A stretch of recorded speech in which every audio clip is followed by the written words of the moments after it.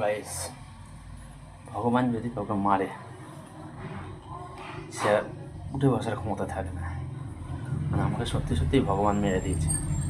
মানে আমার এই অবস্থা আপনারা তো জানেন, দেখছে, কিন্তু কী করবো, ভগবান মেরেছে। মেয়েটার পরীক্ষায় চলছে, যার ফলে আমি দুটো একটু রান্না ফোটাচ্ছি আর কি, গ্যাসে বসে। দুপুরে খেতে তো হবে, আমি এটাকে বলতে পারি না, কারণ আমার পরীক্ষা চলছে, টেস্ট। ও 1 বছর ধরে আমাকে করে দিচ্ছে, মানে কন্টিনিউ ওই দেখেই আসছে, কিন্তু